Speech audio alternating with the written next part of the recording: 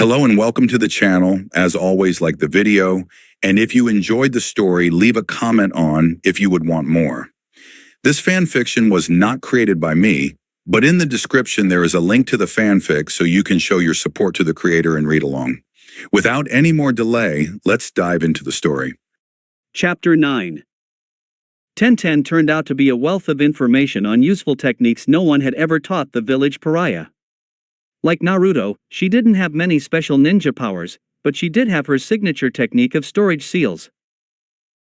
Like Naruto, the girl was something of a combat expert, although ranged instead of melee. And, also like Naruto, the one power she did have made her more effective at her specialty. But where he spammed a battle with clones to augment his effectiveness, she used storage seals on scrolls to carry far more weaponry than she could otherwise lift, much less control. But both of them were combat multipliers, making them better at that which they could already do. He threw more punches, and she threw more weapons thanks to their signature techniques. And yet, it was one of those sorts of situations where each one could add to the other. Hey, 1010? How about we teach each other our moves? You mean, I'll show you mine if you'll show me yours? She giggled. Something like that. He looked away, embarrassed. It just struck me, you know? How my technique and yours could add to each other, 'cause a shadow clone can throw loads of weapons, too. So, in a way, we'd both get the best out of each of them if we added our techniques together. Yeah, that makes sense, she agreed. Great, he agreed, then with a bamf of smoke after forming a hand seal, a clone of him appeared and started to write. I'll have him write down the shadow clone technique so you can study it at your leisure. Now you go. Okay, the girl blinked. I guess that works. The boy shrugged. Well, it took me a couple of hours to learn Shadow Clone and they tell me I'm exceptionally fast, that most take weeks. I'll be glad to help you study it later, but I think you'll need some time to look it over.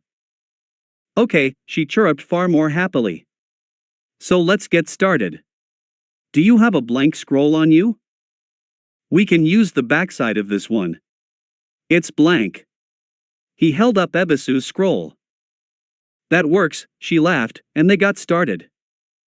Naruto had always had an exceptionally fast learning curve once someone actually taught him something, and 1010 was a good teacher. Soon he had the basics mastered, he didn't even need a repeat to get that far. In fact, they hadn't used up all of their morning before the test started. And that raised his ninja techniques from 5 to 6, although seals were in a special category that people didn't often list when they counted special moves. Still, that didn't make him any less glad to have it. And the way 1010 explained it, storage seals were massively useful, too. You could carry camping gear and supplies on long missions, spares for your normal equipment, like clean clothes, and even hot food, all without weighing yourself down or losing speed. It made most of the worst aspects of being on long assignments almost not difficult at all. It was, in its own way, just as helpful as being able to create a million copies of yourself. One of those force multiplier thingies. Only, since they each gave benefit a different way, the bonuses stacked. And, in a little less than an hour, Naruto was doing well enough at it to get by. Now that he knew the difference between a crude performance and a refined technique, he wouldn't call himself an expert at storage seals, and 1010 most certainly was. But she taught him well enough to get by on. Reading together and discussing the shadow clone scroll he'd made for her took another 10 minutes, before she agreed she wasn't ready to try that just yet, as it did sound pretty difficult. However, they still had a great deal of time and what she'd allotted for her morning training schedule, so he joined her for that and started learning how to throw weapons effectively. They covered only a tiny bit of that at the academy, just enough to get you started, really. Also, they stuck primarily with the kunai, that all-purpose ninja tool, apparently thinking that anyone who wanted to know more could learn on their own. 1010 had. That girl could throw anything, even things that ordinarily could not be employed effectively as thrown weapons, like sickles and long swords. She taught him a lot, cheerful all the while, but Naruto had a long way to go before he'd be anywhere near as good, and probably never could be quite as good given the muscle memory limits he had to work under. Still, he could get somewhere in that skill, and he intended to. Even if he could only have the basics, that was still going to be useful. After all, he could only crowd so many clones in punching range around a target at once, but if they stood back and threw weapons, well, they could do more. So he made certain he knew how to train further in this by himself before they moved on. She even dropped hints that a person could steer weapons with wires, and that sounded fascinating. After all, a number of very deadly things could be done with wires. The trick was getting an opponent to blunder into them. But if the wires delivered themselves? Attached to weapons? Double bonus. He'd have to learn more about that. In fact, he'd just found a new specialty he wanted to study. And, what's more, she seemed eager to teach him, almost surprised that anyone would value her skill enough to want to learn it. That any girl so talented could have confidence problems amazed him, but no longer surprised him. Look at Hinata. Loveliest, nicest girl in their class, and all but ignored by all and sundry. He wished he could say he wasn't equally to blame for that. Hey, Naruto? Tenten asked as they were walking away after training. Yeah? He turned his attention to the girl he was rapidly becoming fond of. So few had treated him decently, let alone shared their techniques with him so readily, that he knew he would be spending a great deal of time with her in the future. Pity that she wouldn't remember it. That seal thing the Hyuga put on the branch house members, she asked. When one of them gets married, do they put it on their wives?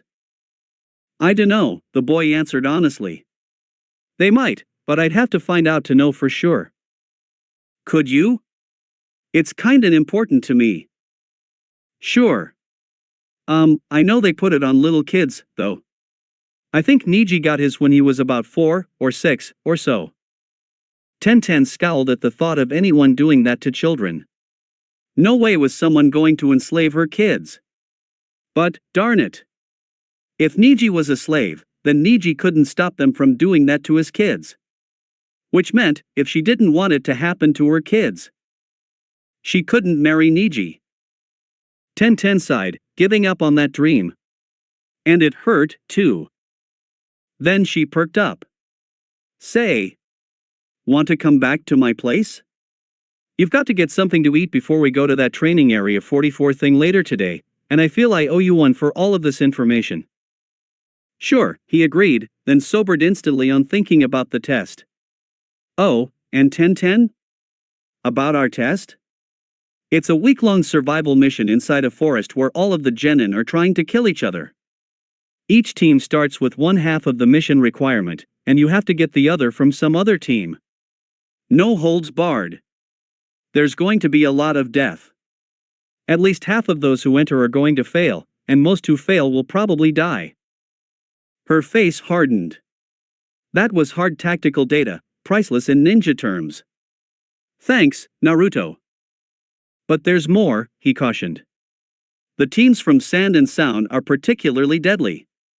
Both have attacks you've never seen before. The Sound guys you could probably take if your whole team hit them hard and fast, but they're no ordinary genin. The Sand team. He shuddered. They'll kill you. I've seen Gaara, the lead on the Sand team, fight, and he could take down Lee even if he'd opened all the celestial gates he could. He's no genin, unleashed at full power he's closer to Kage rank. Not even Niji would stand a chance. By now the girl was done being surprised that he had such information on her team. It seemed like he was right, he had been disguising his skill and secretly gathering information. So she was all ninja as she asked, what does he do?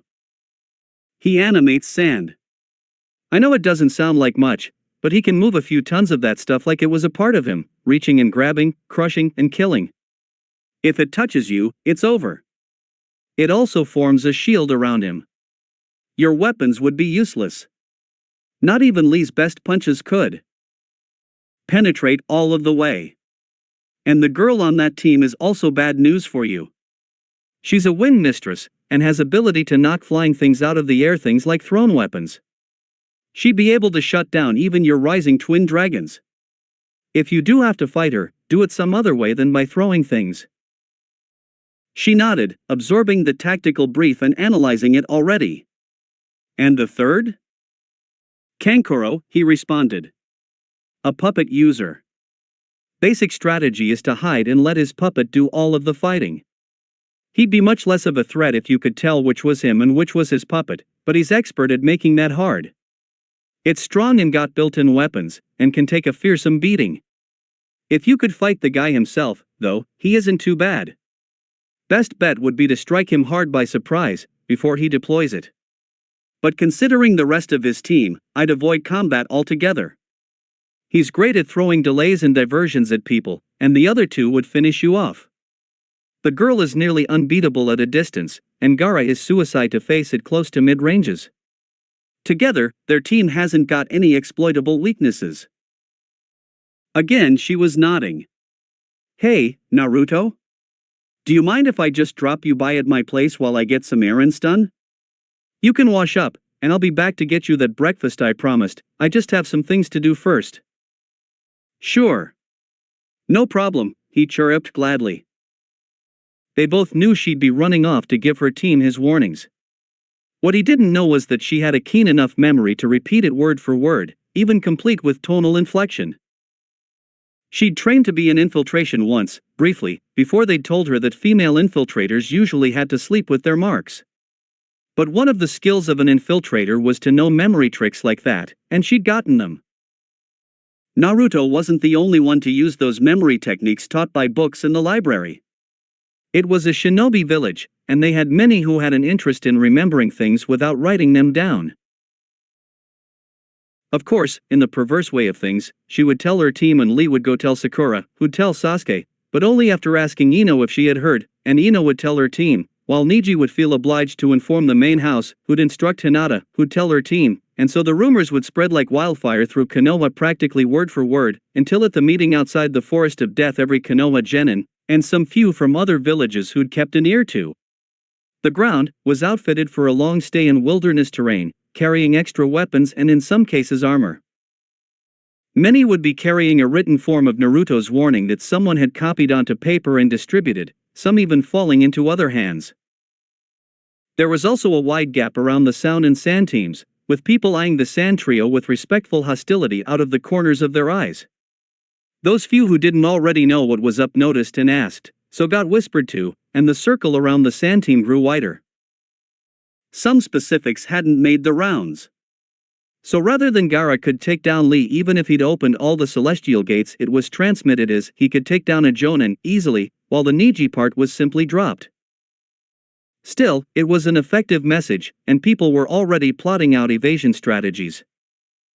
They were ninja. If something was too tough to fight, you went around it just like any other obstacle to your mission. I've got to find Gaara.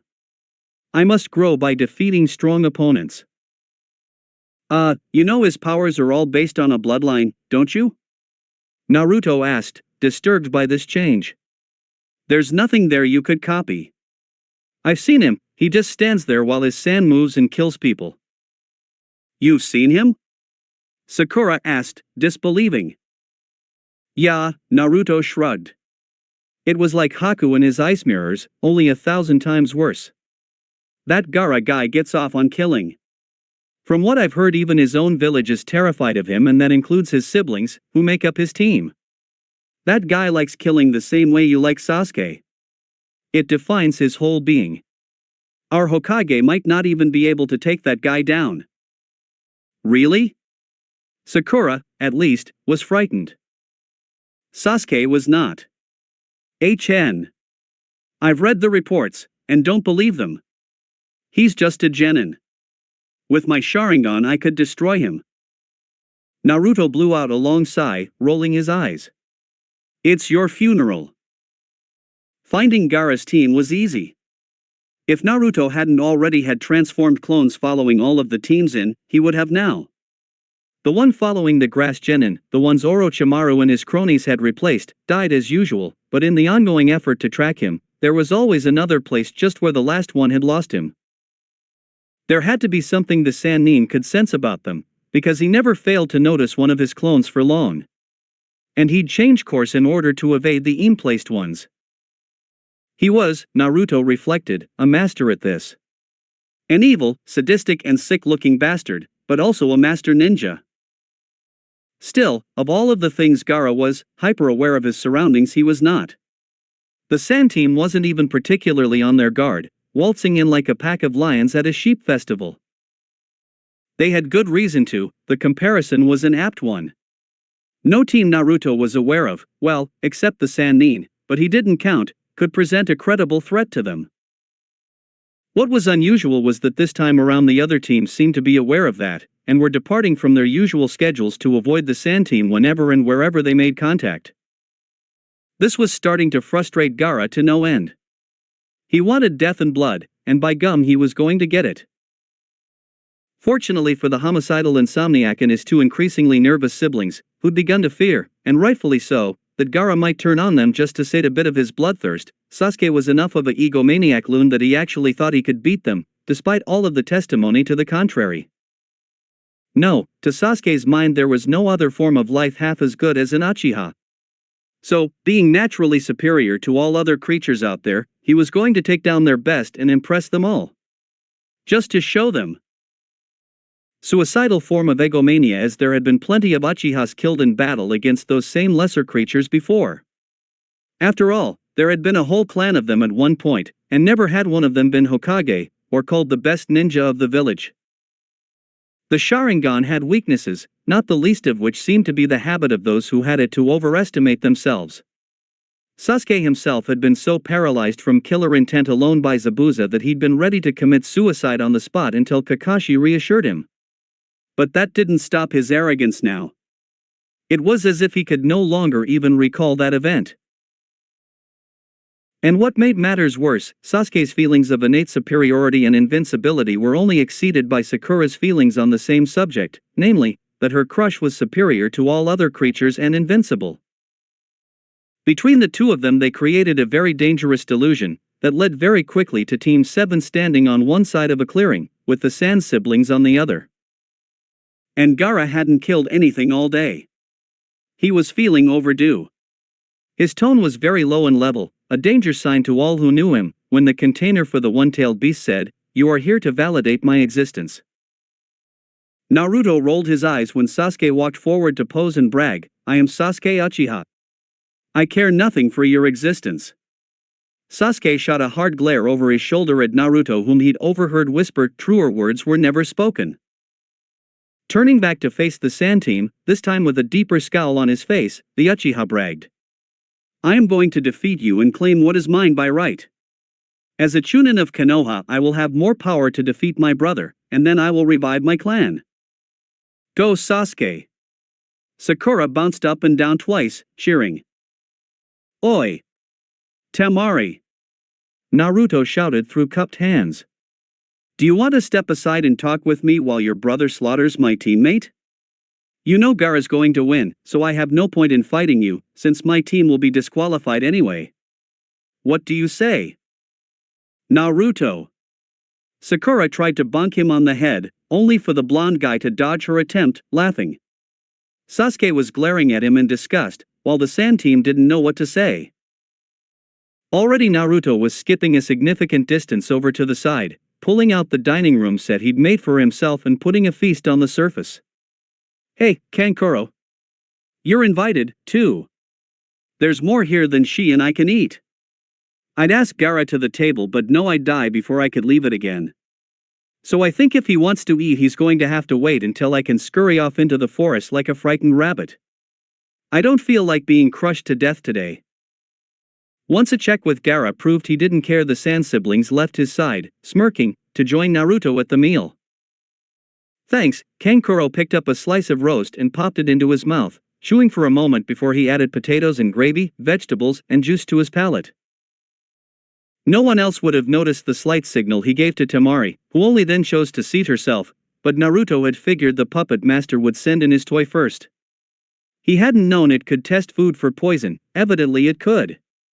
But, strangers in a strange village and all, he guessed he couldn't blame them for being prepared. Out of curiosity, he watched to see if he could tell when the real Kankuro would switch in for his dummy.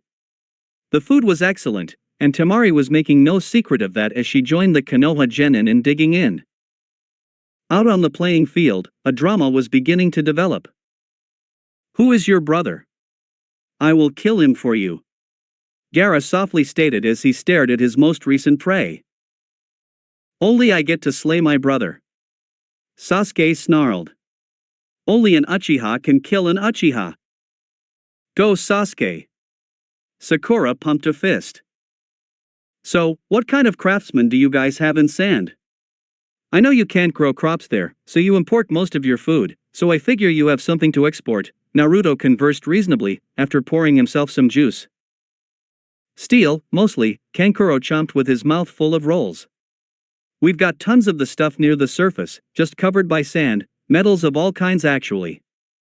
Our weapons are good enough, most of you guys in Konoha use them. Really? I didn't know that. Where do you get the carbon from? I know iron comes out of the ground, but... Shoo! Temari hushed them. Give your teammates some respect. Those are his last words out there, after all.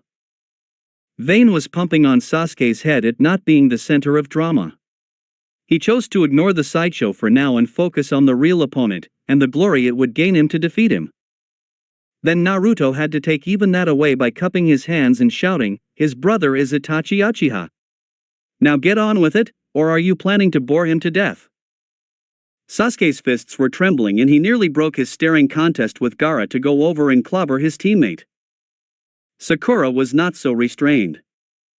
A lot of it's in the ash we get as a byproduct from running our forges. We do have mines for coal, otherwise we'd be stuck importing wood, and the prices would break us. Kankuro continued, as if he'd not been interrupted, having his dummy trip and immobilize Sakura, muffling her screams as she shouted over the outrage of it all. Actually, it's hard enough as it is. I can imagine, Naruto empathized. And can I just say how impressed I am that in spite of how closely I'd watched you, I hadn't caught the change of position between master and puppet? Thank you, Kankuro demurred. Can you pass the butter? Certainly. Oh, yes, I'd forgotten dairy products don't ship well. You must not see many of them in sand. More than you'd think, the puppet master said around a mouthful of buttered potato. Temari couldn't help herself and broke down laughing helplessly at the sight of it all, this casual conversation over the backdrop of her brother's murder. Gaara himself was finding this a unique experience, which is why he'd not rushed things further. But no point in waiting anymore. He spoke softly to Sasuke, "I will kill your brother, because you will be unable to." No! It is my destiny. I must defeat Itachi. Sasuke shouted. No, Gaara disagreed. You are mistaken. You have no destiny. You are already dead. That was when the Uchiha felt what was going on at last. Sometime during this conversation, sand had crept up over his toes, climbed up his legs and was entering his shorts. At the very moment he noticed it, the pool of sand around his ankles made a lunge and captured the lower half of his body. He struggled, but he was already tightly bound, his hands trapped beside him as the sand lifted him into the air. Gaara's voice continued soft. You will not be reviving your clan, either. Blood spurted from the trapped Uchiha as Gaara's sand crushed Sasuke's balls. Yes. Naruto pumped a fist. I am definitely making sure this happens again. Even his tablemates stared at him oddly after that pronouncement. Moments later, Sasuke too had met his demise, his Sharingan useless against Gaara's sand, having already been trapped before he was aware of danger. So, Naruto turned back urbanely to his conversation. What kind of fan is that, Temari? Is it special made? Where do you get them done? Later, marching away from the strange luncheon, having given up their scroll and heading toward the exits while the Sand siblings went on to the tower, Sakura was glaring holes in him, refusing to speak. Oh, give it a rest, the boy chided. I didn't actually bring my dining room set with me today, Naruto admitted. So instead I transformed a few clones into replicas of them. If Sasuke had one it would have been easy to detain or give the others crippling injuries, since they were already, literally, in my laps at the time I'd be revealing my trap. The next day, after the reset, walking past the pair of disguised Chunnin on his way to the written test as usual, but thinking about the events of the last time through, Naruto paused and asked, pointing toward the door. Okay, I know that is an illusion, and you two are Chunnin. So how do you do that? The pair of disguised Chunnin snorted. What? The door? It's called the veil technique, and with it you can cloak small areas in a different appearance. So, how do you do it? He pressed with just enough eagerness to get their egos stroked. One of them shrugged. It's not hard, only a D-rank technique. Mostly you just take a standard transformation and project it outward. You have to stay nearby or it falls to pieces, and it costs more chakra to keep active. But it can be useful to fool clueless goons, like most of you hopefuls. And the hand seals? Here, one of them showed him. Now get out of the way and don't clue in anyone else. We have a job to do, weeding out the unfit. Having liked the last set of events he'd set in motion, Naruto decided to repeat it for a while. That meant passing the test and forging a note to Ebisu so he could get the scroll so he wouldn't look odd to Tenten when she woke him up in the morning after sleeping outside in the forest. They'd trained together, and pretty soon he had the basics of all of her tricks down. All that was left from that point was to refine and practice them, but doing so he got to be good friends to her. She didn't remember him past any resets, obviously, but as he learned to like her and know her better he was able to learn her buttons and impress her and build a surprisingly good relationship in a fairly short time. While obviously not in the same boat as him, Tenten was a very lonely girl and eager to have more friends.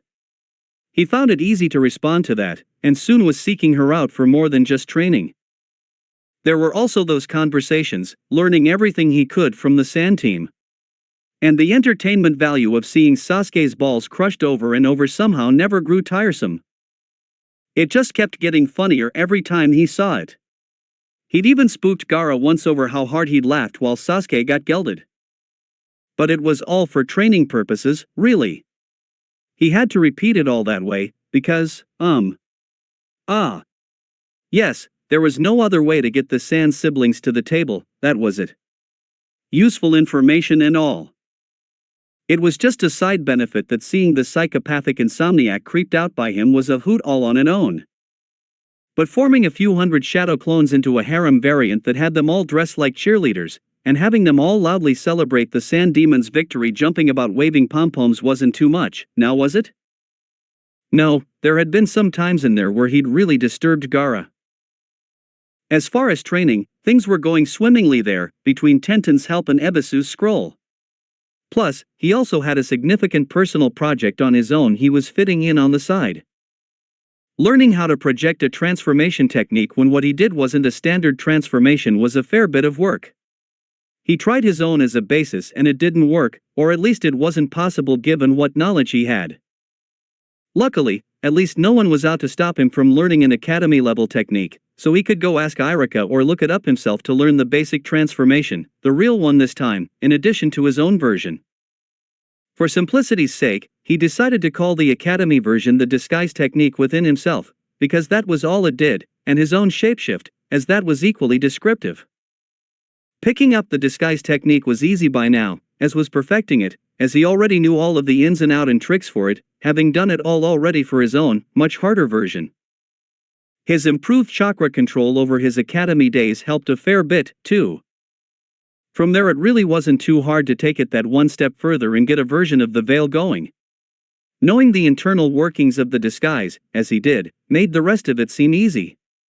His experience with the shadow clone also helped him quite a lot, and his mastery of the basic clone also pushed his knowledge along, as that one already dealt with a projected illusion.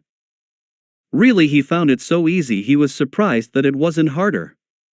Oh, there were a great many details to work out yet, blurred edges and all of the things Ebisu had named, but he was able to get something going quickly. And that gave him a significant hope, as between his disguise and the new veil he'd have 3 illusions to show off to Kurenai.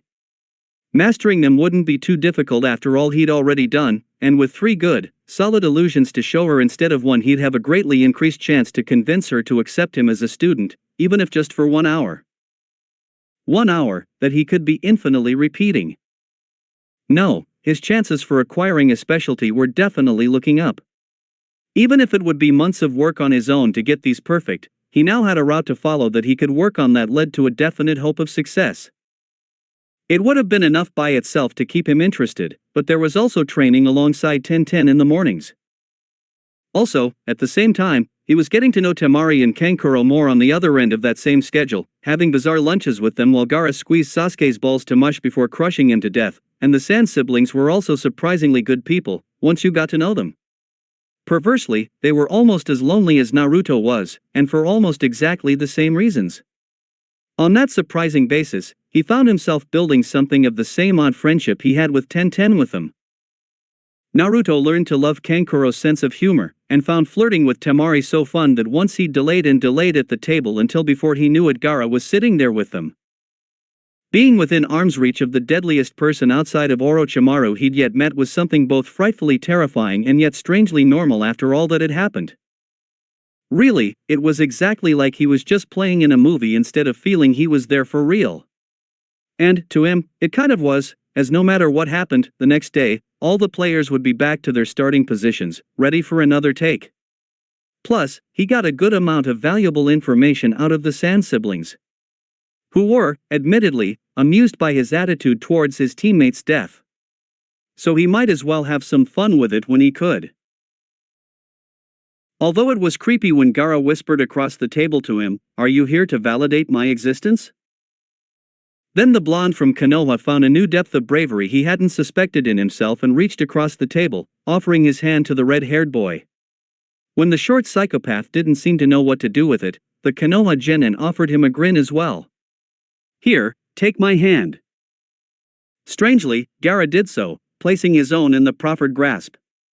The demon container from Sand had no fear, as he knew next to nothing could hurt him.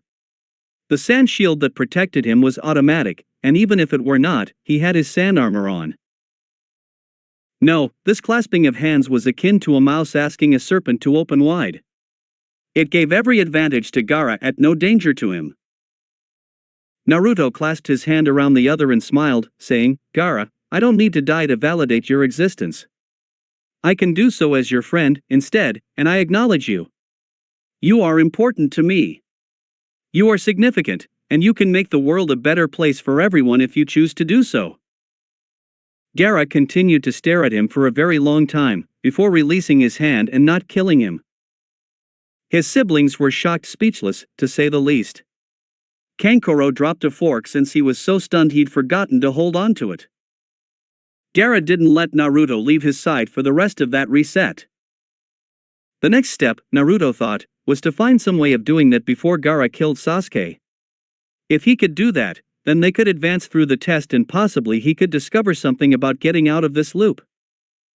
Of course, that was made more difficult by Sasuke picking fights with Gaara and interrupting his plans to befriend him before anyone died. Naruto was so preoccupied by his thoughts of how to discuss things with Gaara before Sasuke died that he forgot the next time to pass on his warning about the test to 1010, which meant that news did not spread, and Sasuke did not hear it. Naruto tried to tell him directly, only to not be believed. So, there they were, getting attacked by Orochimaru as usual when it just got too much to handle, coming as an interruption to all his other plans, as it had. "Oh, I give up. Just bite the bastard and be done with it. I'm tired of this." Naruto folded his arms, sat down, and pouted. "Cuckoo. Orochimaru laughed, before deciding, "Thank you, I believe I will. But aren't you in the least bit worried about my killing your team?" "Faye. Why should I be?" Naruto started to pick his nose. "They're all useless. Look at little Miss Trembling over there. As near as I can recall, she's never hit anyone in anger except for me, and she does that for me trying to be nice to her. All she does in a fight is stand there and tremble, waiting for her hero to come make it all better, then afterwards she's all proud and boasting as if she'd won the whole thing herself." Sakura's jaw had dropped open and she stared at Naruto, too shocked to tremble anymore. Shocked, and a little bit afraid, Naruto's loyalty had been the one thing she could always count on in her life, and now he was giving her up to die? Suddenly she felt very small and vulnerable. "And that useless waste of flesh you're facing," Naruto pulled out his finger and wiped it on the branch. "He's as pathetic as they come. Every hour of every day since I met him he's spent feeling sorry for himself, and of course all of the girls our age are stupid enough to think that's cute. Everyone gives him anything he asks for and treats him as some kind of hero thanks to the family he was born in, but he's never done anything himself. As soon as he gets faced with anything the least bit hard, he gives up, just like now when he was trying to give the scroll to you. Oh. Cuckoo, interesting. The snake Sannin looked back to the boy who had been approaching him to surrender their team's scroll. The blonde Chunnin snorted. He's pathetic. If something isn't given to him for free by being a stupid Uchiha, he doesn't want it, and then he has to go treat everyone else like garbage because Hitsan has the Uchiha. Faye. Pathetic. Here we are in a fight for our lives, you're about to kill us all, and… what does he do? He's playing sorry for himself again. Heck, he's every bit as wimpy as his fangirl over there. But they're both so stupid they call me dead last when it's always me who's pulling them out of these things. But when I do, they both instantly claim credit for themselves, as if it was their worthless behavior, standing there waiting for someone to rescue them, that somehow saved the day. Without me, they'd have lost every fight they've ever been in, they'd both be long dead by now, both them and their teacher, but they have to treat me as if my grades at the academy somehow, mysteriously, make it so my saving their scrawny, pathetic, useless lives in every fight since then doesn't matter. Go ahead, kill them both. They deserve to die. Sakura, who'd been shocked out of her paralyzing fear enough to listen, winced at every statement. Then she looked over to Sasuke, questions in her eyes. Had she been fooling herself all along? It didn't seem possible, but… Suddenly Sasuke didn't seem so invincible anymore. The Uchiha, however, was enraged that anyone would dare speak about him like that. It was a close call, but he elected to attack their enemy instead of Naruto, and when he launched his attack, he actually impressed the snake-summoning freak. So the freak beat him up, bit him, and was gone, leaving them all alive for the first time in what felt like forever. Naruto was so stunned he nearly fell off the branch he'd been sitting on. Sakura was torn between mortified, scared, and furious. Sasuke would have been raging mad, but was too busy being comatose and nearly dead. Sakura didn't attack Naruto for only two reasons: dealing with her crush was a higher priority, and she was now scared of him. Naruto was still blinking. They were alive? Okay, quick, commit what happened to memory so he could do it again. Later that same reset, they were both kneeling over Sasuke's feverish and shaking body in a shallow cave made by tree roots when it happened. Nah. Sakura cleared her throat painfully. Naruto? Do you think, maybe after we get out of here, you could take me out? He'd been a complete gentleman with Hinata, after all. That lunch date they'd been on together had been very cute. Surely it couldn't be too bad? Sakura's reasons were complicated, and she didn't fully understand them herself. Yet suddenly the fear of losing Naruto's support terrified her, and she'd begun to realize that would hurt her, that no one else had been so nice to her, and that she'd been driving him away. So she'd acted to do what she could to reel him back before it grew too late. The boy sighed, diverting his eyes to go look out over the rest of the forest. Sakura, I asked you out once a day, on average, for 6 years. That's 2,190 requests for a date, and each time you turned me down was worse than the last. Sorry, but I'm not interested. Oh. Sakura was devastated. He'd gotten away from her. She didn't know how, or when it had happened, but she had lost him. Her attempt to reel him back had come too late, and she'd missed all of the danger signs of his approaching separation. She felt shame as she realized it had been too late to keep him before she'd even thought to try. What had she done? Had she been so terrible? Except, well, maybe she had. Looking back on it, she couldn't recall the last time she'd said or done something nice for the blonde-haired boy. She hadn't wanted to encourage him, but… Suddenly she realized that he'd become her foundation. He'd been her one constant, a never-ending source of affection bearing her up no matter how life got her down, her ace in the hole against Ino, and something to cheer her up every time Sasuke turned her down, and now she had truly lost him. She couldn't put to words how much that hurt, or how scary it was to find herself cut free of that support, to suddenly find herself adrift in the world, having to face all of the little hurts and Sasuke's rejections on her own. With a bite out of her heart, she realized Naruto hadn't even been calling her Sakura-chan. It had always annoyed her before, but now, she missed it. Neither drew any attention to the fact that she began to cry behind him. It was an hour or more before she choked out, shyly. "Naruto?" "Yeah?" He did not turn to look at her. She spent a moment shivering over his coldness. "Do you know so much I never expected? Do you know any special healing powers? I think Sasuke could really use some help just now." The blonde boy softly sighed. "No, Sakura, I don't." "Oh," she replied equally softly, her voice tinged with concern on behalf of their fallen comrade and his plight. Inwardly, Naruto was thinking, just because I don't know any right now, doesn't mean I won't. Sakura is right. Healing my own wounds real fast isn't an excuse not to have any medical skills, because people around me can get injured. I've been careless, not studying those before. Well, it won't happen again. Before we come to this place again, I'll be a medic. Maybe even good enough I can save Sakura from choking on her blood if that happens again."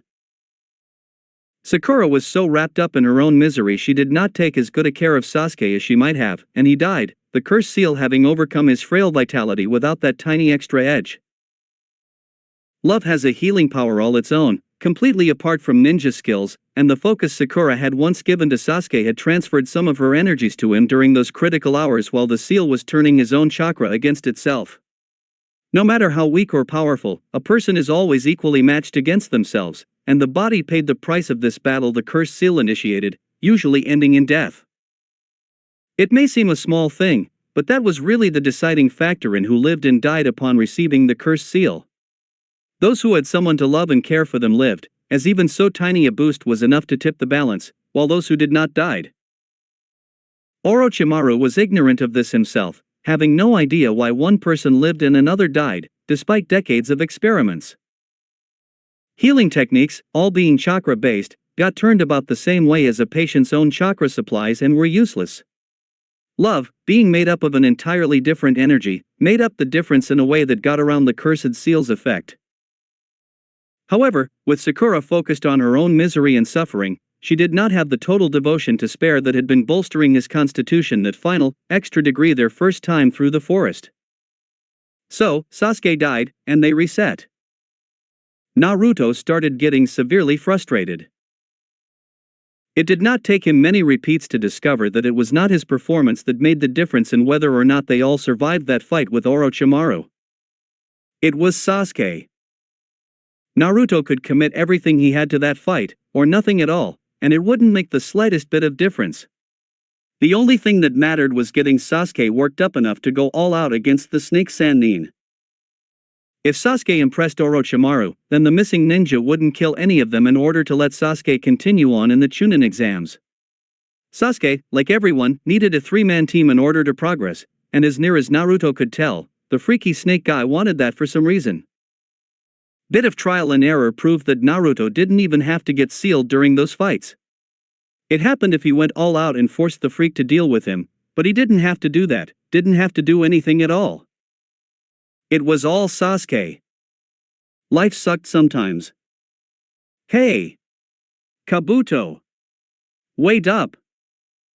The named Chunnin and his team turned around to face the Uzumaki boy, who came running up to catch them, through the crowd leaving after the written test. Hey, the boy called out once he got closer. Kabuto, I need to be a medic ninja. Do you know how I should get started? You? Be a medic ninja? I'm afraid that's not really possible, Naruto. You'd need perfect chakra control, among other things. Kabuto laughed, but not with any real malice. Not about to be deterred, Naruto pressed on. What about that regeneration technique you do that I heard about? How do you do that? Still laughing, the silver-haired one shook his head. You know, if I felt there was any chance of you being able to use it, I'd never tell you. But just to show you how impossible it would be, let me show you how it works. Then you can try it yourself, and see how far away you are from doing this, and maybe pick a more reasonable specialty for your talents. Hey! Kabuto! Wait up! The named Chunnin and his team turned around to face the Uzumaki boy, who came running up to catch them, through the crowd leaving after the written test. Hey, the boy called out once he got closer. Kabuto, your dad is the chief of Konoha's medical squad, isn't he? I was wondering if you could introduce me. I was hoping to pick up some basic stuff to do in an emergency. My team hasn't got a medic on it, and that lady who is to give us the next test scares me. I've heard of her reputation. Kabuto smiled. It's no problem, Naruto. Why don't I show you some myself? We've got time before we prepare for the next stage of the exam. Hey! Kabuto! Wait up, the boy called out once he got closer. Your dad is the chief of Konoha's medical squad, isn't he? I was wondering if you could introduce me? I was hoping for some tips and pointers. I know a little, but my team hasn't got a real medic on it, and that lady who is to give us the next test scares me. I've heard of her reputation. Kabuto smiled. It's no problem, Naruto. Why don't I show you some myself? We've got time before we prepare for the next stage of the exam. Hey, Kabuto. I've been reading some books on how to be a medic ninja, but I don't feel up to a real challenge yet, and I've heard some rumors about the next stage of our test tomorrow. I'm worried that I might not be able to do enough for my team if anyone gets injured. So, do you think you could point me towards some resources? Kabuto smiled. I could help you myself. Hey, Kabuto. I've been hearing rumors of the next stage of this test, and I've got to say I'm concerned. I'm the only medic my team has got, but I'm only half-trained and my medical techniques stink. I was wondering if you knew someone who could help me. Kabuto straightened his glasses. That's very surprising, Naruto. I hadn't heard you had any medical experience at all. But I'll be glad to help you. There is a spare office in the hospital that is usually empty this time of day. We can use the charts and tools there. You really need perfect chakra control to be a good candidate for learning this technique, Kabuto told him. Yeah, I know, but the girl on our team has no interest in such things, and I've been elected. So how do you do the technique? Well, it would be easier if you had more knowledge of anatomy. Say, Kabuto. Do you know where the ANBU have their anatomy classes? You know, the ones where they study nerves and pressure points for taking down targets? Kakashi told us about how they train Hunter Ninja to do that. Yes, of course I know. They do get most of their supplies from the hospital, after all. But why would you be interested in such things? There was this girl who did this thing on our last mission to induce false death in a target she wanted to capture. Our teacher wants us to look up those points so we can recognize them next time. Personally, I think he's just doing it to get out of teaching us anything himself. Well, Naruto, I don't really have time to teach you anything further. My team and I have to get ready for the test tomorrow. But if you still want to learn more, how about I introduce you to my father? He could at least loan you some books. He has an extensive library. So what now? How do I get to be a better medic ninja? I don't know that I call you a medic ninja, Naruto. Your healing techniques are clumsy and unpredictable. Frankly, I don't know how you got them to work at all, given your chakra control isn't half of what it ought to be to even learn them. I know I'd certainly never want to be your patient. However, you've got all of the book knowledge we ask of even our best shinobi healers. In fact, you know everything they do. I'm impressed. The only things you lack are chakra control and experience. But if you do go after the latter, you'd better do all of your practicing on Missing Ninja, because I don't want anyone from Konoha subject to your clumsy attempts. Kabuto laughed, but not with any real malice. Not about to be deterred, Naruto pressed on. What about that regeneration technique you told me about? How do you do that? Still laughing, the silver-haired one shook his head. You know, some secrets are best kept in families, Naruto. My father showed me that one, and I'd rather not be giving it out to anyone else. Hey! Kabuto! Wait up! The named Chunnin and his team turned around to face the Uzumaki boy, who came running up to catch them, through the crowd leaving after the written test. Hey, the boy called out once he got closer. Kabuto, I need to be a medic ninja. Do you know how I should get started? You? Be a medic ninja? I'm afraid that's not really possible, Naruto. You'd need perfect chakra control, among other things. Kabuto laughed, but not with any real malice. Not about to be deterred, Naruto pressed on. What about that regeneration technique you do that I heard about? How do you do that? Still laughing, the silver-haired one shook his head. You know, if I felt there was any chance of you being able to use it, I'd never tell you. But just to show you how impossible it would be, let me show you how it works. Then you can try it yourself, and see how far away you are from doing this, and maybe pick a more reasonable specialty for your talents. Naruto grinned. Naruto was stymied.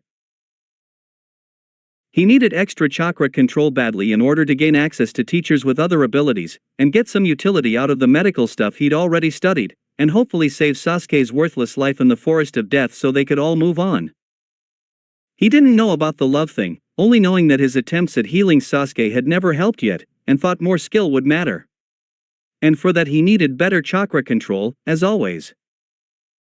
The trouble with that was, the only person who'd teach him any control was Ebisu, and he'd already gotten a scroll to study from the special Jonin. The genin knew from experience that unless he could toss it right back at the guy, saying he'd already read, and then mastered it, he wouldn't get any further instruction from the man. So his study of that scroll had an increased priority.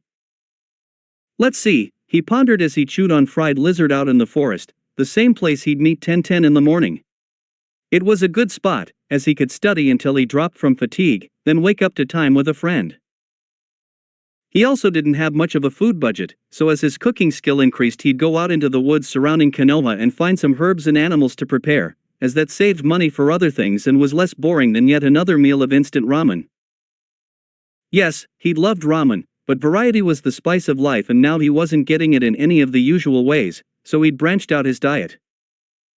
So far he'd eaten rabbit, deer, elk, moose and squirrels, and was starting on some of the less traditional game animals, like bear and, today, lizards. The meals he was able to prepare, as well as the greens he was able to find, were steadily increasing in complexity, quality, and flavor. So far he'd only died a couple of times from eating the wrong mushroom or plant, and was getting better about spotting the dangerous varieties. That scroll Ebisu had given him was a fairly scholarly treatise that had only 5 elements described, although he knew there were 2 more, earth, fire, lightning, water and wind, and he'd seen Haku using ice, while the stories of the first Hokage all had him using wood. Of them all, only 4 were usable by everyone. The scroll did say that most people could use lightning, but not all, and he already knew it took a special bloodline to use the other 2. The scroll then pointed out that every village interpreted the basic elements differently as to which was superior. That was natural, he guessed, seeing as how they all came from differing countries with varying specialties, and the secrets they'd unveiled after using them for so long could improve them to the point of even reversing their natural qualities to make one strong even against those it was naturally quite weak against. However, despite all that, there were still certain things that certain elements always did better than others. Fire and wind lent themselves more naturally to offense than defense.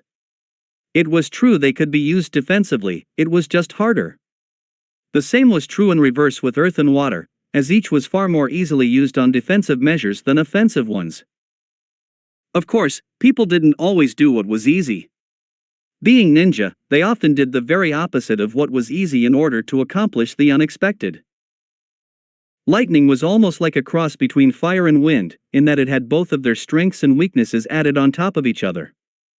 That made it very, very easily used on offensive purposes, and equally difficult to use on defensive, except for the kill my enemy before he kills me sort of defense.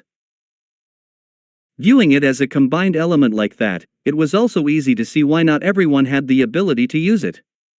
Both of the other combined elements he knew of were bloodlines. Maybe lightning use was too? One that developed so long ago that it had spread to nearly everyone, perhaps before they even realized what it could be used for? Oh well, not like it mattered anyway. The scroll also cautioned that an elemental affinity had to be developed. And, well, instead of the meaning the author had possibly intended of whatever one you've got you'd have to work to increase, to the boy who was reading it, that meant an elemental affinity was something you created. And, well, if you were creating one, why not all? It was just a matter of time and motivation to practice, right? And both of those he had plenty of. Settling down, he began to study the various exercises. To practice earth, you took a leaf and began infusing it with your chakra, hopefully drying it out to harden to a dirt-like consistency to eventually turn it into powder. For fire you did the same but tried to burn it. For lightning, the same, but you tried to crinkle it. Water, moisten it, and wind to cut it. They all sounded fairly simple. With a shrug, Naruto decided, I'm going to learn them all anyway. Might as well go in alphabetical order. Let's start with Earth. Thank you, ladies and gentlemen. Naruto cried out through his microphone to a stadium audience consisting of thousands of exact copies of him, some female, all cheering and stomping on the bleachers he'd also created around the glade in the forest where Sasuke and Gaara were about to fight. And welcome to tonight's celebrity deathmatch. The clones roared their approval, drowning out all other noise. In this corner, he waved to the Sand siblings, who were all looking more than slightly alarmed at suddenly being surrounded by approximately 4,000 shadow clones on stadium seats that had all appeared mysteriously out of nowhere. Gaara of the desert. Surge of cheers came from the crowd. And in this corner, he waved back to his own team, where Sasuke was looking utterly disgusted with him. The amazing. The stupendous. The colossal. He bent over to speak to another one of his clones. This one is a stage manager's uniform. Hey, what do you mean Orochimaru's not going to show? Use the substitute? That Uchiha kid? No way. He'd never last 10 seconds against that guy from Sand. I mean, we're talking Gaara here. The undefeated village champion. Slayer of thousands, winner of over 100 private assassination matches. The Uchiha hasn't even killed a bug. It'd be a total slaughter to send him in against that trained killer. Do it anyway? Well, okay, but you've got to switch all my bets around everything on Gaara to win. Okay. He turned back to the studio. Audience, finished with his private conversation that everyone had heard.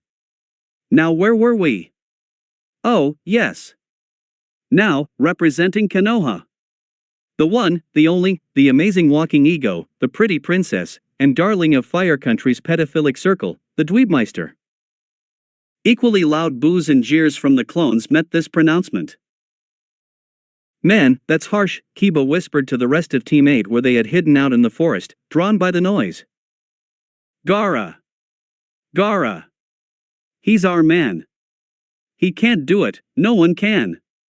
Shouted an entire line of buxom cheerleader Naruto-chans, bouncing around shaking pom-poms. Sasuke was grinding the knuckles of his fingers together. He was going to kill him. The dope was going to die. How dare he mock him like this before an important fight? The winner of tonight's fight, Naruto announced, goes on to the finals for a chance to gain the coveted Chunnin grade. Roar of approval from the audience. Naruto's. And to the loser, he continued, once the volume had died down to a more bearable level, a consolation prize. The fact that they will no longer have to put up with Sakura's whining, seeing as how they will be mercifully dead. He didn't just say that, did he? Ino muttered in shocked awe, where her own team were hiding out in the woods overlooking this. Peanuts, popcorn, Cracker Jacks, Naruto clones dressed up as snack vendors were going up and down the aisles and visiting all of the dozens of concealed teams hidden in the surrounding woods. Choji bought a raft of snacks while he had the chance, causing Ino to drop her face into her hands in disgust. I'm sorry, miss, one of the vendor clones informed Anko, where she was also overlooking this, having heard the noise. But I'm going to have to see some ID. You don't look over 18 to me. Seeing it was nothing serious, she'd stopped a vendor to ask about some sake. Pulling a wallet out of who knows where, she flashed him her Nin ID card and collected her bottle. And they're off. The announcer Naruto shouted out suddenly. The Uchiha leads with a glare to the left. A sneer to the right. Oh. It's brutal. But Gaara is staying calm in the face of this fierce disapproval. That was it. Sasuke decided. The dope was going to die. There was nothing that was going to save him from his wrath after he got through with this. He'd lived long enough to get the team to the tower, so that he wouldn't be disqualified and lose his own chances, but after that. And it's that patented Sasuke scowl. You're seeing it yourself, folks. A move that he's been practicing for the last half-dozen years is now seeing its first appearance in a real deathmatch. But Gaara seems unfazed by the blow. Slow and painful. Sasuke decided. It was going to be slow and painful. He feints with a pout. What will it be next, folks? Oh. I can't believe it. It's the dreaded eye twitch. Can it be that Gaara has gotten through to his ego already? Impossible. There's no creature on earth more arrogant than an Uchiha. He can't be giving up yet, folks. I can't believe that Sasuke hasn't already killed Naruto for this. Ino said between mouthfuls of popcorn with extra butter. He would have if he could tell which was the real one. Nara sighed, reclining beside her with a bag full of peanuts. So troublesome. And it's back to the scowl, folks.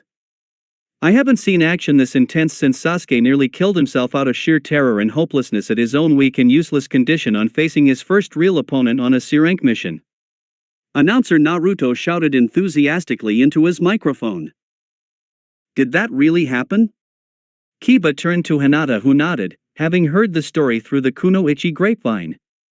Although the version the fangirls told was more sympathetic than that one. The dog user enjoyed a laugh at that information. Oh. We've got a lip curl. The Uchiha is really pulling out the stops here, ladies and gentlemen. I wonder how Gaara of the Sands can stand it. Gaara of the Sands was actually enjoying himself immensely. He couldn't quite remember what approval felt like, but now he had a whole stadium audience pouring it off onto him. And he liked it, even if they were all thousands of the same boy giving it. And the Uchiha takes it up to the next level by slipping into his "I'm an angry pretty boy" stance that makes him so popular with disgusting old men and brainless fangirls. Hey! Ino cried out, still safely back in the woodlands. She'd always thought Sasuke looked cute like that. Nara stifled a snort before he could break out laughing and offend Ino, who'd clobber him for it. Off in his part of the woods, Kiba felt no need for any such restraint and howled openly, clutching his gut as it hurt from so much laughter. Hinata was busy eating her foot-long sausage on a bun, covered in mustard and relish, that a vendor Naruto had given her compliments of the house. With a silent glance to ask approval, Shino helped himself to one of the sodas out of the six-pack by her side. The energy of the sugar in the soda water would help aid his bugs if it came to a conflict. Anko had spilled her sake, roaring with unexpected laughter as the arrogant little prick got taken down a peg, by his own teammate no less. Wiping her mouth off on her sleeve, she signaled a vendor for another round. Yes, the announcer went on. The Uchiha has slipped into his "feeling sorry for myself" defense. There's nothing that Gaara can do to hurt his feelings now, folks. The Uchiha has preempted all attempts to make him feel bad by already inflicting misery on himself. This never fails to get the fangirls falling all over him. It's going to be over soon, now, ladies and gentlemen. And... yes. Gaara makes a move, instantly crushing Sasuke to death using the sand the Uchiha had been ignoring pooling up at his feet all along. It just goes to show, folks, that you should never play hurt feelings in a real fight. He will have to be satisfied with our consolation prize. And our winner is Gaara. The clones went nuts in their cheering and applause. Several teams of female Naruto cheerleaders bounced around excitedly spelling out Gaara's name letter by letter while leaping and cavorting about waving pom-poms. The after-game wrap-up show was almost as much of a spectacle as the actual match, with thousands of Narutos marching around on parade. They even had a brass band. Kakashi, when he found out, went so far beyond upset that angry didn't even begin to cover it. It was as though they'd done it to him instead of Sasuke. The amazing copycat ninja got so intensely mad he actually pulled out his thousand birds assassination technique in front of the Hokage, and Naruto almost got it between the eyes. No, he got it to the chest instead, and Naruto got the unpleasant knowledge that he could actually live through having his chest blown open by Kakashi's one-hit kill technique. Still, the reset put everything back to normal, as usual. On reflection, Naruto considered his chakra control dilemma to be becoming desperate. He was running out of things that he could learn and still claim were at all useful to becoming a better ninja. Okay, it was nice to learn flower arranging and all, but unless he was going to go undercover as a girl somewhere, it was hardly critical knowledge, and after his recent surge of abilities, slowing down like this was very distasteful. He loved learning under Tenten's tutelage, but she was an excellent teacher and only knew so much herself. So it was not long before she'd pass that on to him. The time spent bugging Kabuto had been plenty to learn all she could teach and then some. Oh, he was only hitting 40 times out of 100, half that with exotic stuff that wasn't meant to be thrown, but without muscle memory and still having to think through every action, that was as good as he was probably going to get. She was skilled enough that many of the tricks she knew for rapid throwing rates and pinpoint accuracy she couldn't pass on to him until he'd crested that limit. So, sadly, now he was hanging around her for fun instead of a vast increase in ninja skills, like he'd earlier enjoyed with her. Still, he was plenty willing to have fun and hang out with her just for the sake of it. People were probably the most interesting things about this whole reset scenario. You read a book and you've read it, there wasn't anything else there. But people had so many depths and hidden triggers, even when you think you know them well there was always more to discover. On that thought. Hey, Ebisu. What do you do for fun? You know, when you aren't training young ninja or out on missions? Seeing as how the blonde genin asking this of him was doing as he'd been told, turning this way and that, lifting one leg, and so on, the special jonin decided he'd be agreeable and return an answer, lest Naruto start being difficult. So he adjusted his glasses and thought a moment. Frankly? I like to draw. Naruto nearly fell down from where he'd been balancing. Wow. That he hadn't expected. Really? Yes. The special jonin gazed off into the woodlands. You don't truly see beauty until you learn to recognize it. The world is an amazingly lovely place, but how often do you pause and appreciate it? No, I draw because it gives me a sense of connection to the beauty all around us when I pause and study it. Wow. Who would have thought? Naruto blinked twice in shock, before using his head to turn around and really look at stuff, having before just seen a sort of mental summary of things he could use and things he couldn't. Then he really saw what the special jonin had been talking about, the way the wind blew, rustling leaves, glints of sunlight through the trees. It was gorgeous. How had he missed this? He'd been standing right in the middle of it this whole time, how could he not have seen how lovely it all was? Ebisu, as a teaching specialist, decided to turn this into a teaching moment before the young one could forget this instant of realization and dismiss his words. As ninja, we have a very dangerous profession. All of us are subject to great stress performing our duties. It is vitally important, young Naruto, to understand that you cannot accumulate stress forever or it will destroy you. You must have some way of reducing or escaping it. For some this thing is alcohol, for others.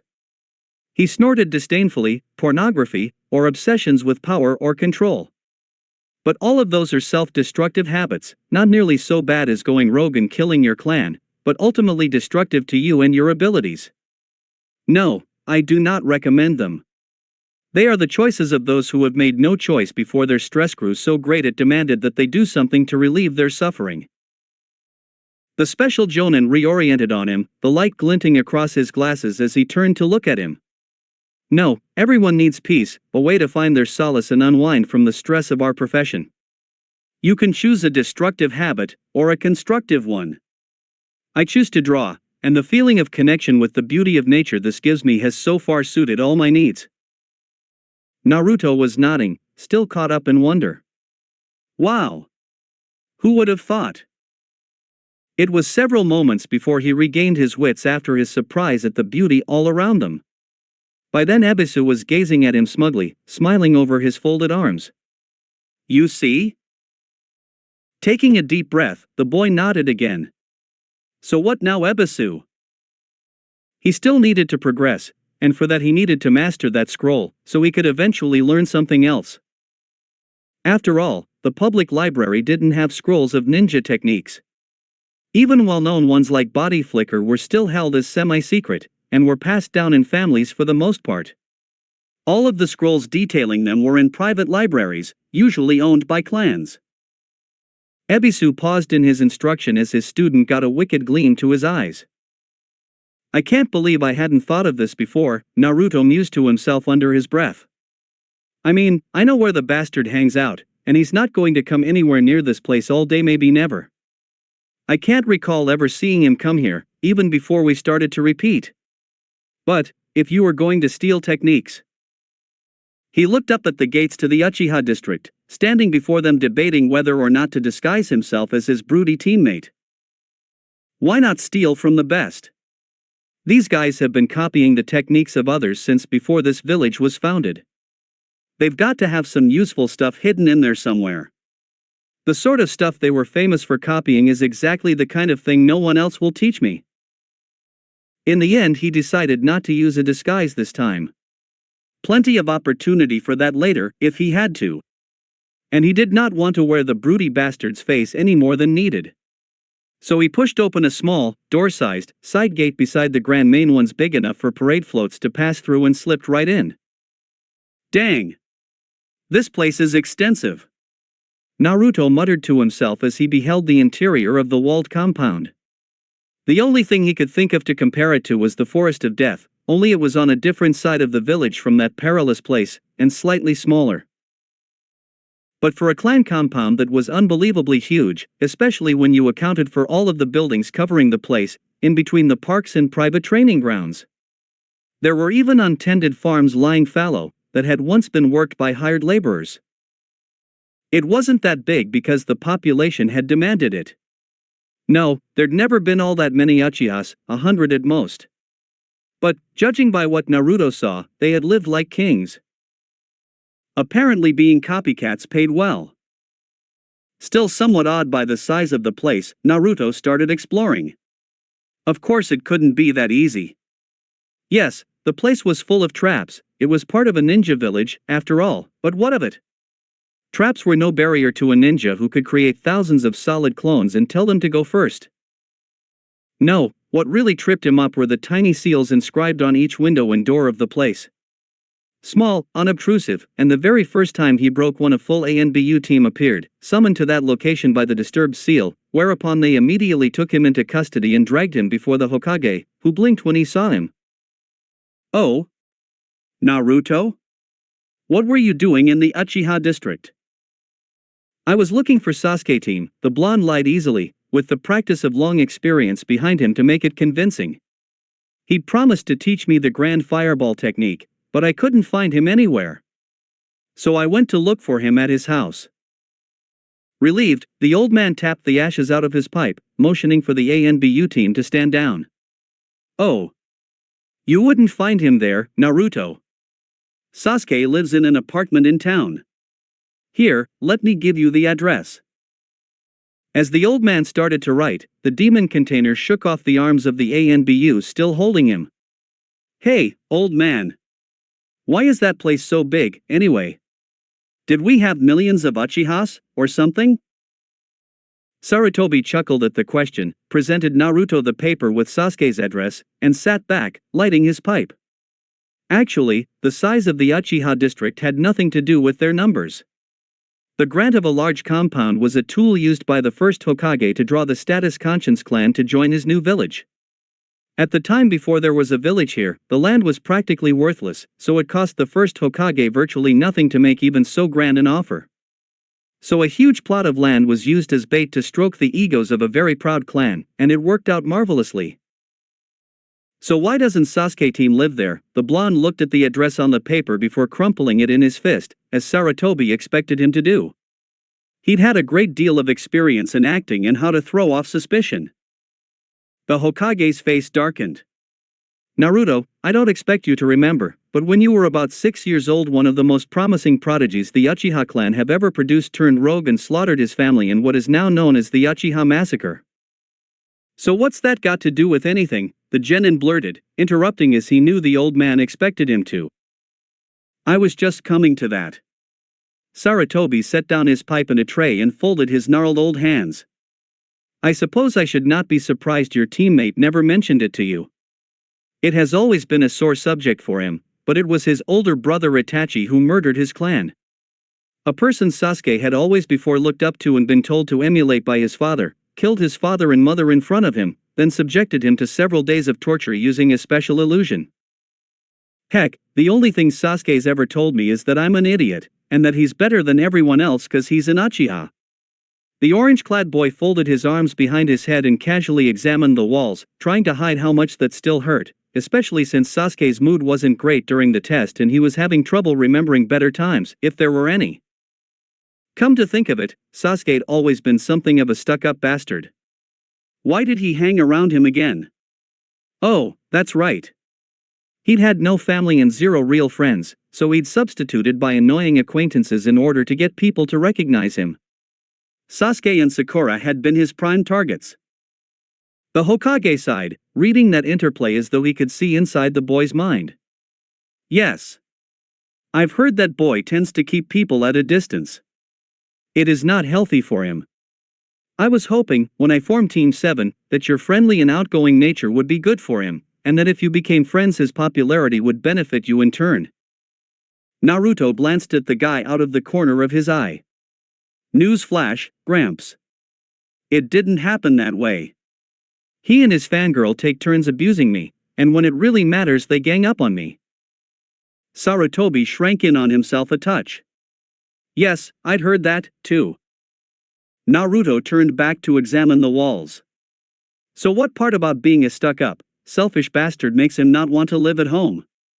I'd thought having such a huge place would only help prove he was better than anyone else. He's always looking for stuff to prove his arrogance is justified. The old man blinked at hearing the word justified come out of Naruto's mouth, and, without reacting to it, the blonde genin made a note not to use it the next time they had this conversation, should they ever do so. Still, the moment of surprise was not great enough to stop him from answering the question. After the catastrophe, Sasuke didn't want to live where he was constantly surrounded by reminders of what he had lost. So I made a deal with him. The Uchiha district is, as you pointed out, surprisingly large, and no sooner had that clan accepted the first Hokage's offer than other member clans were grumbling about it. So I felt I could satisfy everyone in one great move. I could help a child with too much on his shoulders while resolving the animosity among our other clans at the same time. Sarutobi gave a very sad smile. I truly thought I was being quite clever, and felt I would resolve a long-standing bitterness if I offered for Konoha to buy the Uchiha properties from Sasuke at a fair price for all involved, then turn around and sell them again to whoever wanted them. Thus, none of our clans could complain again about the large land grant, because everyone would have had their own chance to bid on them, along with everyone else. While Sasuke would be well provided for and away from painful, traumatic memories. Naruto glanced at the Hokage, then slagged down into a chair, mannerisms just screaming get on with this, even though he was secretly quite interested. Sarutobi leaned back and drew several long drafts on his pipe, thinking he was torturing the young genin by the delay, but he did eventually continue. Sasuke agreed, and packed everything he wanted from the estate. He did not take much, as I recall. I offered to pay for several genin teams to help him move at Konoha's expense, but he turned down my offer and left with only what he could carry. The old man started to look very tired as he continued. As for why Sasuke didn't take more, I believe that is in 3 parts. First, he was traumatized and wanted to get in and out quickly. He likely wasn't thinking clearly or as the last Uchiha. Second, the use of the library had been pounded into his head from an early age. His family was so firm about treatment of their collection that even I know the rules. Don't lose or damage any scrolls or books you take, return them when you're done, and if there is only one copy left, then either make another copy or don't remove it from the library. Third, he was aiming at getting memories and what he and Itachi had been learning at that time from their father. Everything else was secondary to that goal. Naruto gave the Hokage a bored look that was completely at odds with his feelings inside, which thought this was fascinating. Ah yes, Naruto, the punchline. I am coming to that.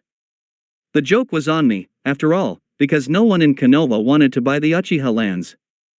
After the massacre happened, some felt it was cursed, some felt it was haunted, some just couldn't fathom the idea of wanting to even be near the place after what occurred, some felt it was dishonorable to use the lands after what had happened there, and so on. In the end, no one wanted the Uchiha lands. I was, obviously, fairly annoyed, especially with those who had previously been very vocal about the subject. Sarutobi gave a sad sort of smile. There was nothing I could do, though. Konoha owned the land, no one wanted to change it, everyone for differing reasons, or even go near it. We covered the buildings with seals to keep out squatters or infiltrators, and patrol it every so often to keep it clear, but ever since that day it has just sat there, a permanent reminder of what Itachi did to his family. Sasuke, I understand, has never once gone near the place since he left it. Yeah. But at least that bastard gets to know who his parents were. Naruto bit off that statement bitterly, folding his arms behind his head to look away from the Hokage sullenly, mumbling, and he gets love and respect of the villagers. Kakashi teaches him techniques, and the voice grew too soft for even the Hokage's sharp ears to follow. Sarutobi winced badly, then broke out in a wan smile as he reached for a price of paper. Naruto, how would you like your own district? The boy's shocked and grateful eyes grew round, then he consumed the old man in a hug. Yes. Too bad the library of the place was impossible to find.